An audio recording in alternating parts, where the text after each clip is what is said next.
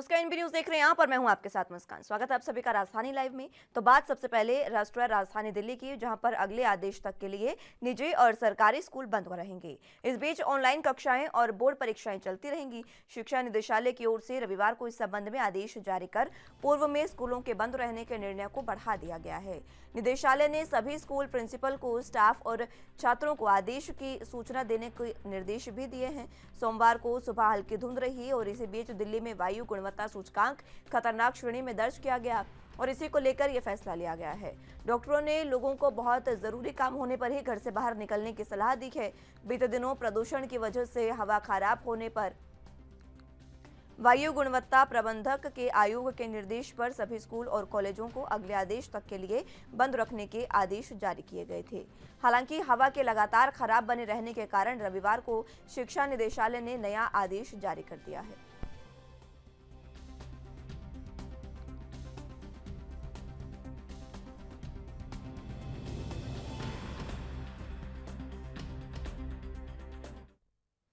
इसी खबर पर ज्यादा जानकारी के लिए दिल्ली से संवाददाता राजीव तिवारी हमारे साथ जुड़े हुए हैं। राजीव, फिलहाल जिस तरीके से दिल्ली में प्रदूषण आउट ऑफ कंट्रोल है, फिलहाल किस तरीके की स्थितियां बनी हुई है?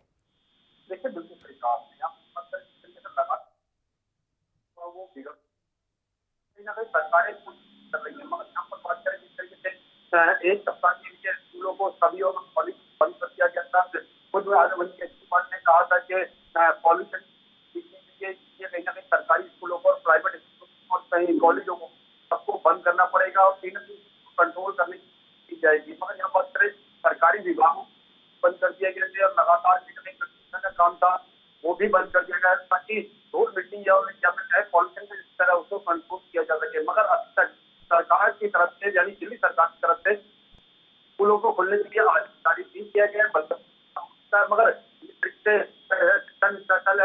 माने तो कहीं न कहीं इस तरफ से भी अभी अगले आदेश तक बंद रहने की परमिशन दे दी गई है। यहाँ तक उसके जो स्टाफ है या प्रिंसिपल है, टीचर है या फिर छात्र है, सबको आने से मना कर दिया गया है, क्योंकि अभी तक लगातार पॉल्यूशन की स्थिति कंट्रोल नहीं हो रही है और लगातार कहीं न कहीं पॉल्यूशन जो है दिल्ली के एनसीआर के अंदर बढ़ता हुआ नजर आ रहा है। वही बात करें जिस तरीके से कल की बात करें, यानी सोमवार की बात करें, जिस तरीके से स्कूलों को खुलना था मगर स्कूल नहीं खुल पाए और कहीं न कहीं पॉल्यूशन जो था वो बहुत ज्यादा श्रेणी के अंदर देखने को मिला और लगातार कहीं न कहीं लोगों को दिक्कतें भी आ रही हैं। मगर यहाँ पर बात करें डॉक्टरों की, तो डॉक्टर भी लगातार कहीं न कहीं जनता से अपील कर रहे हैं कि वो जो लोग हैं जो अपने घरों से ना निकले, अगर बहुत जरूरी काम है तो ही निकले, वो भी मास्क लगाकर निकले। मगर स्थिति खराब हो चुकी है तो कहीं न कहीं दिक्कतें भी आ रही हैं, खासतौर पर जिन लोगों को सांस लेने की दिक्कतें हैं। जी राजीव, इसी के साथ प्रदूषण को कंट्रोल में करने के लिए और क्या कुछ स्थितियां या फिर प्रक्रिया अपनाई जा रही है ताकि प्रदूषण को जल्द से जल्द कंट्रोल किया जा सके?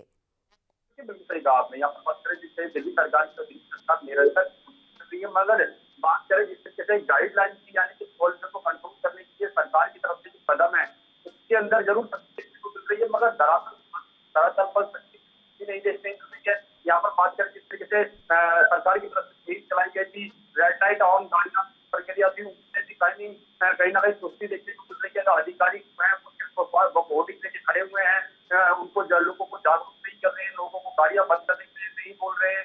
यहाँ पर बात करें जिस तरीके से पॉल्यूशन के स्तर को कंट्रोल करने की, तो लगातार दिल्ली सरकार की तरफ से कहा गया कि एक वाटर टैंक लगाए गए हैं, लगातार पानी का छिड़काव किया जा रहा है, मगर उसमें भी कहीं न कहीं सिर्फ चुनिंदा जगहों पर ही सबसे पानी का छिड़काव किया जा रहा है, पेड़ों को साफ किया जा रहा है ताकि हवा जो है वो साफ हो सके। मगर अभी तक स्थिति है वो बिगड़ी हुई है और लगातार कहीं न कहीं दिल्ली आउटर की बात करें, रोहिणी की बात करें, नरेला की बात करें, द्वारका की बात करें या फिर कहें कालका जी की बात करें या फिर आश्रम की बात करें, तो लगातार इन क्षेत्रों के अंदर बहुत ज्यादा स्थिति बिगड़ी हुई है। दिल्ली सरकार ने कदम जरूर बहुत उठाए हैं, मगर वो कदम जो है धरातल पर कहीं न कहीं विजुअल होते हुए नजर आ रहे हैं। जी राजीव, ये जो कदम उठाए गए हैं सरकार द्वारा, क्या वो आम जनता द्वारा उसका पालन किया जा रहा है? क्योंकि देखिए, जिस तरीके से तमाम ये बातें सामने आई है कि गाड़ियों की वजह से भी बहुत ज़्यादा प्रदूषण हो रहा है। हालांकि ट्रकों को तो बाहर से ही रास्ता दे दिया गया है, लेकिन जो दिल्ली में गाड़ियां चलती हैं उसकी वजह से भी प्रदूषण कहीं ना कहीं बढ़ता है।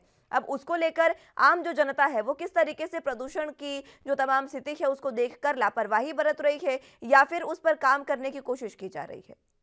देखिए, बिल्कुल सही कहा आपने। यहाँ पर बात करें दिल्ली सरकार की मुहिम की, ट्रकों को आने की अनुमति नहीं दी गई है दिल्ली के अंदर, बाहर से बाहर जा रहे हैं, मगर कहीं न कहीं उसमें भी क्या ना कहीं खाना पूर्ति करते हुए देखते हुए देखने को मिल रहा है। ट्रक ज़रूर अंदर आ रहे हैं, मगर किस तरीके से आ रहे हैं, पॉल्यूशन कितना है, ट्रैफिक पुलिस के पास जो अधिकार दिए गए हैं कि आप लोग पॉल्यूशन भी चेक कीजिए। सिविल डिफेंस के जवान लगाए गए थे पॉल्यूशन चेक करने के लिए, वो भी कहीं न कहीं लगाए जा चुके हैं, मगर फिर कहीं न कहीं खाना पूर्ति ही देखने को मिल रही है। क्योंकि जिस तरीके से बात करें गाड़ियों की ऑफ की प्रक्रिया है, उसमें भी कहीं न कहीं लापरवाही देखने को मिलती है। जनता अगर अपने आप ही रेड लाइट पे गाड़ियों को ऑफ कर देती है तो कोई अलग चीज है, मगर सरकार की तरफ से जो अधिकारी लगाए गए हैं उनकी तरफ से कहीं ना कहीं बड़ी सख्ती लापरवाही जरूर दिखने के लिए सख्ती होनी चाहिए ताकि जनता के बीच में थोड़ा डर बने और कहीं ना कहीं जनता को नियमों का पालन करती हुई नजर आए। मगर यहाँ पर जनता भी लापरवाही करती नजर आती है और सरकार के जो अधिकारी हैं उनकी तरफ से भी लापरवाही देखने को मिल रही है। जी लेकिन जब अधिकारियों की तरफ से लापरवाही इस तरीके से देखने को मिलेगी तो आखिर तमाम कानूनों का पालन कैसे करवाया जाएगा, ये सबसे अहम बात है। क्योंकि हमने कोरोना काल में भी देखा, जब प्रशासनिक अधिकारियों की लापरवाही दिखी तभी स्थिति ज़्यादा बिगड़ी थी। और अब एक बार फिर से डेंगू का भी यही था, जब फॉगिंग नहीं हुई तो कहीं ना कहीं स्थिति बिगड़ी। और एक बार फिर से तमाम चीज़ों से सीख नहीं ले रहे हैं दिल्ली के प्रशासनिक अधिकारी, कहीं ना कहीं एक बार फिर से वही चीज़ों को दोहराते नजर आ रहे हैं। देखिए, बिल्कुल सही कहा आपने। यहाँ पर बात करें कोरोना काल की, क्योंकि पहला जब लॉकडाउन लगा था कहीं ना कहीं प्रधानमंत्री मोदी जी ने सख्ती पालन करने के लिए कहा गया था, लोगों ने अपने आप को कंट्रोल भी किया था। मगर जब दूसरे लॉकडाउन की बात आई तो कहीं ना कहीं अधिकारियों की बहुत ज्यादा लापरवाही देखने को मिली थी। कहीं ना कहीं इसी को कंट्रोल करने के लिए जनता को खुद अपने आप को कंट्रोल करना पड़ा था। अधिकारियों की तरफ से लापरवाही थी, वही चीज लॉकडाउन में देखने को मिली, वही चीज लोग डेंगू में देखने को मिली और वही चीज अब भी पॉल्यूशन के अंदर भी देखने को मिलती है। क्योंकि अधिकारी जो है वो सिर्फ ऊपर के अधिकारी जो है और नीचे अधिकारी को फॉलो करने के लिए बोलते थे और नीचे के अधिकारी जो है वो आगे पास बढ़ करते थे, मगर लगातार कहीं ना कहीं लापरवाही देखने को मिलती है। और अभी भी पॉल्यूशन के स्तर को कंट्रोल करने के लिए जो बड़ी शक्ति थी, यानी कि पेड़ों को साफ करने के लिए पानी का छिड़काव होना चाहिए था, उसके अंदर भी कहीं ना कहीं कुछ चुनिंदा इलाकों में देखने को मिल रहा है। नॉर्थ प्लेन जैसे एरिया के अंदर तो पानी का छिड़काव किया जा रहा है, मगर बाकी एरियो के अंदर पानी का छिड़काव बिल्कुल भी नहीं किया जा रहा है। ना ही धुंध रोकने के लिए कदम उठाए जा रहे हैं, ना ही रेड लाइटों की बात करें, छोटी रेड लाइट है वहां पर भी इस तरीके के कदम नहीं है। नरेला की बात करें, द्वारका की बात करें, रोहने की बात करें, वहां पर भी सिर्फ सिविल डिफेंस के जवान जो है वो रोडों पर खड़े हुए हैं।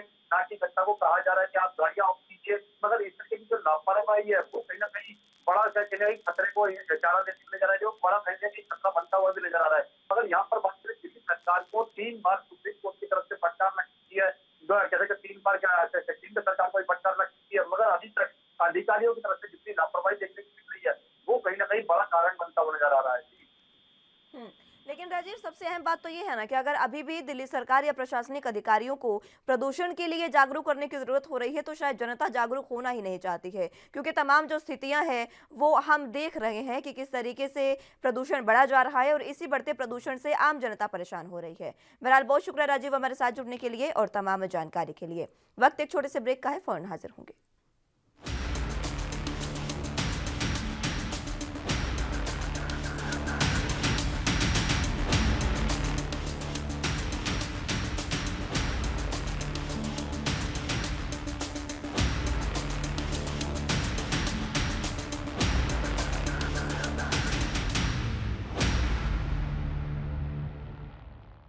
ब्रेक के बाद एक बार फिर से स्वागत है आप सभी का। तो अगली अहम खबर की ओर रुख कर लेते हैं। महाराष्ट्र के कैबिनेट मंत्री नवाब मलिक भले ही इन दिनों दुबई की यात्रा पर हैं, लेकिन उन्होंने नारकोटिक्स कंट्रोल ब्यूरो के जोनल डायरेक्टर समीर वानखेड़े पर बम फोड़ने का सिलसिला लगातार जारी रखा है। सोमवार को उन्होंने समीर वानखेड़े की एक और फोटो ट्वीट की है और इस फोटो में वानखेड़े टोपी पहने हुए एक काजी के साथ नजर आ रहे हैं। रिपोर्ट के मुताबिक ये वानखेड़े की पहली शादी की तस्वीर है। तस्वीर को शेयर करते हुए मलिक ने लिखा है कि कबूल है, कबूल है, कबूल है, ये क्या किया तूने समीर दाऊद वानखेड़े। इससे पहले मलिक ने वानखेड़े की शबाना कुरैशी के साथ हुई निकाहनामे को सोशल मीडिया पर भी शेयर किया था। उसका आरोप है कि वानखेड़े मुस्लिम है, लेकिन इसके बावजूद उन्होंने सरकारी नौकरी में आरक्षण का लाभ लेते हुए खुद को दलित बताया है। मलिक का यह भी आरोप है कि वानखेड़े ने 2 अक्टूबर को क्रूज रेट मामले में फिल्म एक्टर शाहरुख खान के बेटे आर्यन खान को 25 करोड़ रुपए की वसूली करने के लिए जानबूझकर फंसाया था। लेकिन उसके बाद इसी का जवाब देते हुए खुद समीर वानखेड़े ने अपनी कुछ फोटोज ट्वीट की हैं। उन्होंने ये फोटो शेयर की है जिसमें उन्होंने पूजा अर्चना करते हुए और अपनी पत्नी के साथ हिंदू रीति रिवाज के साथ शादी जब की है उसकी ये तस्वीरें हैं जो आप देख भी सकते हैं। और उन्होंने ये भी लिखा है कि धर्म के साथ कोई भी मतभेद उनका नहीं है।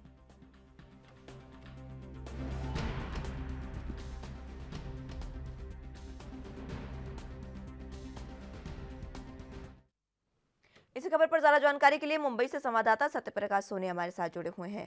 सत्यप्रकाश, फिलहाल जिस तरीके से लगातार ये जो मुद्दा है वो अब बढ़ता ही जा रहा है और लगातार गर्माता जा रहा है, क्योंकि शुरू आरन खान केस से हुआ था, लेकिन अब ये जो लड़ाई है वो नवाब मलिक और समीर वानखेड़े के बीच में आ गई है। और नवाब मलिक अभी दुबई यात्रा पर है, बावजूद इसके वो किसी भी तरीके से कोई मौका नहीं छोड़ना चाहते हैं जिसमें वो समीर वानखेड़े को घेर सके।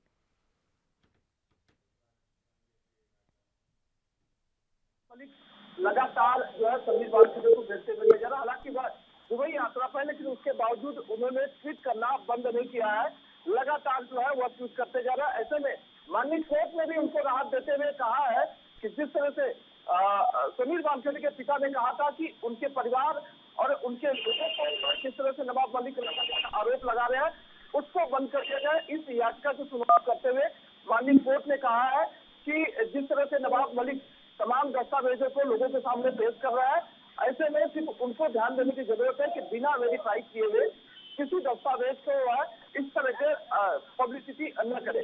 लिहाजा अब कहीं कहीं नवाब मलिक को एक आजादी मिल गई है। हालांकि उन्होंने इस फैसले को सत्यमेव जयते करते हुए कहा है कि माननीय कोर्ट का जो फैसला आया उसका वह स्वागत करते हैं, लेकिन हमारे देश में राइट टू स्पीच की आजादी है, यानी कि हर कोई अपनी बात रख सकता है। इसके तहत उनको कोर्ट से भी राहत मिली है। इसी राहत के तहत लगातार एक बार फिर से नवाब मलिक लगातार समीर वानखेड़े, जिस पर कल उन्होंने ट्वीट कर सीधे तौर पर जानकारी दी कि उन्होंने एक तस्वीर शेयर की है जिसमें सीधे तौर पर यह देखा जा रहा है कि समीर वानखेड़े की टोपी वाली तस्वीर है, जिसमें एक काजी के साथ वह बातचीत करते हुए नजर आ रहा है, जिसमें उन्हें ट्वीट के दौरान लिखा भी है, कबूल कबूल कबूल समीर वानखेड़े तूने क्या किया। तो तमाम बातें जो है समीर वानखेड़े को घेरने वाली है। लगातार नवाब मलिक इस तरह के आरोप भी लगाते हुए नजर आ रहे हैं। लेकिन सत्यप्रकाश, देखिए, सुप्रीम कोर्ट ने अपने जो फैसला है उसमें एक ये बात भी कही थी कि आप पहले जांच पड़ताल करिए, अगर वो बात ठीक है तो फिर आप उसको इस तरीके से सोशल मीडिया पर शेयर कर सकते हैं। लेकिन जो तस्वीरें लगातार शेयर हो रही है, क्या ये वाकई सही है या नहीं, ये तो अभी जांच का विषय है। लेकिन अगर देखें तो समीर वानखेड़े ने भी तो देखिए कुछ फोटोज ट्वीट की हैं जिसमें वो हिंदू धार्मिक रीति रिवाज के साथ पूजा भी करते आ रहे हैं, पूजा करते नजर आ रहे हैं, हाथ जोड़ते नजर आ रहे हैं, और अपनी बीवी के साथ शादी भी वो करते, जो शादी है वो भी हिंदू रीति रिवाज के साथ हुई है, वो फोटो भी शेयर की है समीर वानखेड़े ने। बिल्कुल मुस्कान जी, देखिए समीर वानखेड़े के परिवार द्वारा 3 फोटो शेयर की गई है, जिसमें समीर वानखेड़े अलग अलग हिंदू धर्म के मंदिरों में पूजा करते हुए नजर आ रहे हैं। हालांकि वह अपनी पत्नी के साथ भी हिंदू धर्म जो होता है उस तरह से एक तस्वीर शेयर की है, जिसमें साफ दिखाई देता है कि समीर वानखेड़े हिंदू धर्म को भी अपनाते हैं और हिंदू धर्म के अनुसार भी पूजा पाठ करते हैं। तो जाहिर तौर पर इसके अलावा भी लिखा गया है कि समीर वानखेड़े की मां की इच्छा थी वह जो है मुस्लिम रीति रिवाज से शादी करे। इसी के तहत उन्होंने शादी की, लेकिन 30 दिन बाद ही उन्होंने हिंदू धर्म अपनाकर भी उन्होंने शादी की है। तो जाहिर तौर पर उनका परिवार सीधे तौर पर यह कहने की कोशिश कर रहा है कि समीर वानखेड़े मुस्लिम नहीं बल्कि हिंदू है। लेकिन नवाब मलिक ने जिस तरह से लगातार आरोप लगाया है उसमें साफ तौर पर यह दर्शाता है कि समीर वानखेड़े मुस्लिम है, लेकिन पूरा मामला अब कोर्ट के अधीन है। कोर्ट यह डिसाइड करेगी कि आखिरकार समीर वानखेड़े मुस्लिम है या हिंदू है। जी सत्यप्रकाश, अब जिस तरीके से नवाब मलिक ने ये फोटो शेयर की है, क्या वाकई अब इस मामले में जांच की आंच समीर वानखेड़े तक पहुंच सकती है? बिल्कुल, देखिए एक तरफ एनसीबी की एसआईटी टीम जांच कर रही है, दूसरी तरफ मुंबई पुलिस की जो है एसआईटी टीम जांच कर रही है। ऐसे में पैरेलल दोनों की जांच चल रही है, लेकिन यह जानकारी मिल रही है कि जल्द ही जो है मुंबई की जो एसआईटी टीम है वो समीर वानखेड़े को तलब कर सकती है, पूछताछ कर सकती है। फिलहाल लगातार जिस तरह से आरोपों का दौर चालू है और इस पूरे मामले में माननीय कोर्ट के सामने भी तमाम दलीलें रखी गई है, तो जाहिर पर पहले कोर्ट का निर्णय होगा, उसके बाद जो है ऐसा हो पाएगा कि आखिरकार क्या कुछ सामने आने वाला है। ठीक है सत्यप्रकाश, बहुत शुक्रिया हमारे साथ जुड़ने के लिए और तमाम जानकारी के लिए। तो बुलेटिन में यहाँ वक्त एक छोटे से ब्रेक का है, फौरन हाजिर होंगे।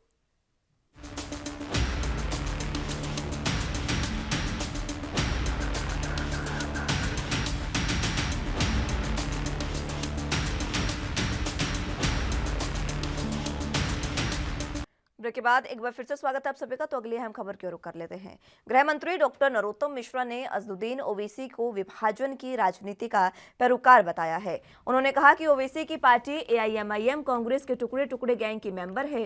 डॉक्टर मिश्रा ने कहा कि कृषि कानून वापस लेने के बाद ओवैसी अनर्गल प्रलाप कर माहौल बिगाड़ने और उत्तर प्रदेश के मतदाताओं को प्रभावित करने की कोशिश कर रहे हैं।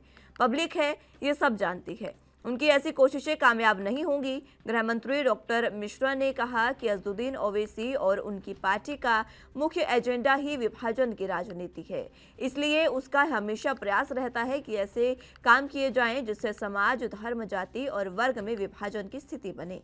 ओवैसी का प्लान भी अभी इसी लकीर को बढ़ाने को लेकर दिया गया है, लेकिन विभाजन का ये एजेंडा उत्तर प्रदेश में नहीं चलने वाला है। जनता ओवैसी के एजेंडे को समझने लगी है। और दूसरी बात, उत्तर प्रदेश में फिलहाल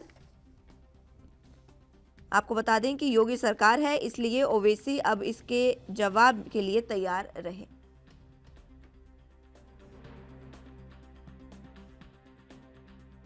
ये देखिए, छुपा हुआ एजेंडा जो था वो सामने आ रहा है। जो छुपे हुए लोग थे अब वो निहत्थे फिर हो गए हैं। अब कोई बहाना फिर ढूंढेंगे। अब ये टुकड़े टुकड़े गैंग वाले हैं, वो इस तरह की वार्तालाप करते रहे। मोदी जी ने जो करना था आपके सामने कर दिया। इसी खबर पर ज्यादा जानकारी के लिए मध्य प्रदेश से संवाददाता विजय तिवारी हमारे साथ जुड़े हुए हैं। विजय, फिलहाल जिस तरीके से नरोत्तम मिश्रा ने ओवैसी पर अब निशाना साधा है, क्या कुछ उन्होंने अहम बातें कही है विभाजन की राजनीति के अलावा, वो भी बताएं।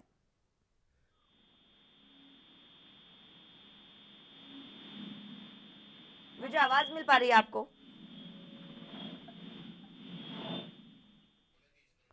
चलिए, संपर्क उनसे टूट गया है। एक बार फिर से उनको जोड़ने की कोशिश करेंगे, लेकिन एक बार फिर से गृह मंत्री डॉक्टर नरोत्तम मिश्रा ने अज़दुद्दीन ओवैसी पर निशाना साधा है और उनको विभाजन की राजनीति का पैरोकार बताया है। उन्होंने साफ तौर पर कहा कि कांग्रेस के टुकड़े टुकड़े गैंग के सदस्य ओवैसी की पार्टी है और वो भी उत्तर प्रदेश में विभाजन की स्थिति पैदा करना चाहते हैं ताकि आगामी विधानसभा चुनावों के मद्देनजर मतदाताओं को प्रभावित करने की कोशिश भी वो फिलहाल कर रहे हैं, लेकिन पब्लिक सब जानती है और उनकी ये कोशिशें कामयाब नहीं होगी। विभाजन की स्थिति जिस तरीके से वो देश में लाना चाहते हैं, वो उनकी कोशिश कभी भी कामयाब नहीं होगी। उन्होंने कहा कि अज़दुद्दीन ओवैसी और उनकी पार्टी का मुख्य एजेंडा ही विभाजन की राजनीति है, इसलिए उनका हमेशा प्रयास रहता है कि ऐसे काम किए जाएं जिससे समाज, धर्म, जाति और वर्ग के विभाजन की स्थिति बने। अब ओवैसी का बयान भी अपनी इसी लकीर को बढ़ाने को लेकर दिया गया है। ये बातें गृह मंत्री डॉक्टर नरोत्तम मिश्रा ने कही।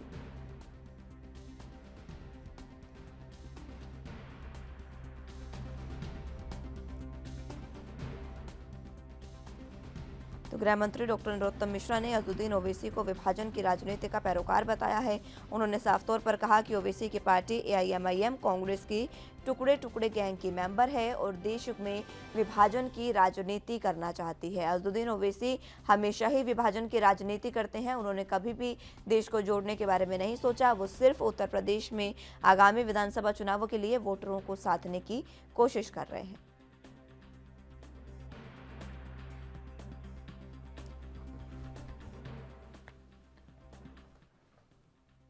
चलिए, तो ज्यादा जानकारी के लिए हमारे साथ संवाददाता विजय तिवारी एक बार फिर से जुड़ चुके हैं। विजय, फिलहाल जिस तरीके से गृह मंत्री नरोत्तम मिश्रा ने अज़दुद्दीन ओवैसी पर निशाना साधा है, क्या कुछ उन्होंने अहम बातें इसको लेकर कही, ये बताएं।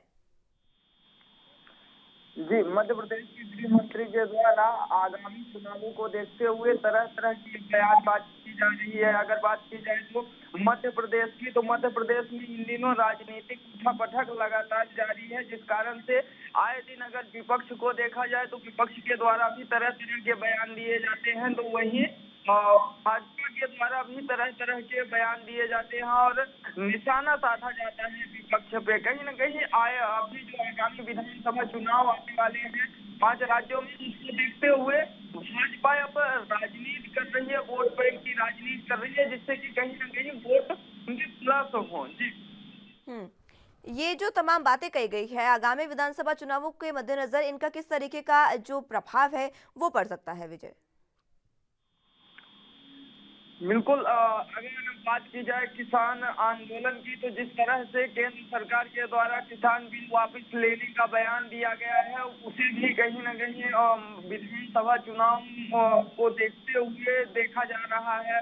और जिस तरह से नेताओं के द्वारा बयानबाजी तेज कर दी गई है और पक्ष विपक्ष पे हमलावर होता हुआ दिखाई दे रहा है, इससे साफ तौर पर नजर आता है कि कहीं न कहीं अब जनता को लुभाने की कोशिश की जा रही है, जिससे कि जनता किसी भी तरह से इनकी वोट बैंक की राजनीति का शिकार हो सके। जी।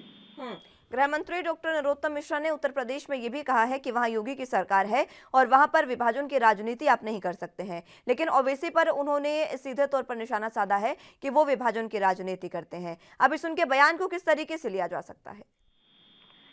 बिल्कुल अगर गृह मंत्री नरोत्तम मिश्रा की बात की जाए, तो उनके द्वारा उत्तर प्रदेश में जो बयान दिए गए हैं, वह उत्तर प्रदेश चुनाव को देखते हुए तरह तरह के बयान दिए जा रहे हैं। और अगर ओवैसी की बात की जाए, तो ओवैसी के द्वारा भी यह बोला जाता है कि भाजपा वाले विभाजन की राजनीति कर रहे हैं।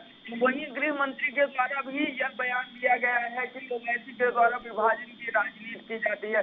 कहीं न कहीं अगर इन सभी मुद्दों को देखा जाए, तो सिर्फ और सिर्फ विधानसभा चुनाव पे इन लोगों का फोकस है, जिससे कि जनता को लुभाने के लिए तरह तरह के बयानबाजी कर रहे हैं। जिस तरीके से विजय जो ये बातें कही है गृह मंत्री नरोत्तम मिश्रा ने, कहीं ना कहीं जो फिलहाल उपचुनावों के मद्देनजर हाल हुआ है बीजेपी का, कहीं उसकी डर से, उसके डर के हार के डर से बौखलाहट तो नहीं है ये? बिल्कुल ये भी कहा जा सकता है। और आगामी विधानसभा चुनाव के जो सर्वे नतीजे आ रहे हैं, उससे भी कहीं न कहीं बीजेपी को अब डर सताने लगा है। और गृह मंत्री नरोत्तम मिश्रा के द्वारा जिस तरह से बयानबाजी की जा रही है, इससे साफ तौर पर पता चलता है कि किस तरह से ये राजनीति कर रहे हैं। और वहीं अगर बात की जाए ओवैसी की, तो ओवैसी पे लगातार हमलावर होते हुए दिखाई दे रहे हैं भाजपा के लोग। तो और कांग्रेस भी पलटवार कर रही है। हालांकि अभी तक विपक्ष के तरफ से कोई जवाब नहीं आया है। जवाब आने के बाद ही कोई प्रतिक्रिया दी जा सकती है इस पर। लेकिन विजय देखिए, कांग्रेस को भी टुकड़े टुकड़े गैंग बताया गया है यहाँ पर नरोत्तम मिश्रा द्वारा, और उसी टुकड़े टुकड़े गैंग के सदस्य जो है वो ओवैसी की पार्टी को बताया गया है। क्या इस पर कांग्रेस ने भी अभी तक कोई प्रतिक्रिया आपने नहीं दी है? जी, अभी तक कांग्रेस के द्वारा इस पर कोई प्रतिक्रिया नहीं आई है। और कांग्रेस के द्वारा प्रतिक्रिया आने के बाद ही कुछ बोला जा सकता है। लेकिन गृह मंत्री नरोत्तम मिश्रा के द्वारा जिस तरह से विपक्ष पर हमलावर होते हुए और कई बयान दिए गए हैं, अगर कांग्रेस की बात की जाए, तो कांग्रेस के लिए इनके द्वारा बोला गया कि ये टुकड़े टुकड़े गैंग है। कई आरोप लगाए गए हैं, देशद्रोह जैसा आरोप भी लगा दिया जाता है इनके द्वारा। हालांकि एक गृह मंत्री को ये शोभा नहीं देता है कि वह शब्दों की मर्यादा भूल जाए और कोई भी आरोप किसी पर भी लगाते रहेंगे। इस पर अभी कांग्रेस का जवाब नहीं आया है, और जवाब आने के बाद ही आगे का कुछ बोला जा सकता है। ठीक है विजय, बहुत शुक्रिया हमारे साथ जुड़ने के लिए और तमाम जानकारी के लिए। तो फिलहाल के लिए राजधानी लाइव में मेरे साथ बस इतना ही। आप जुड़े रहिए एनबी न्यूज़ के साथ। नमस्कार।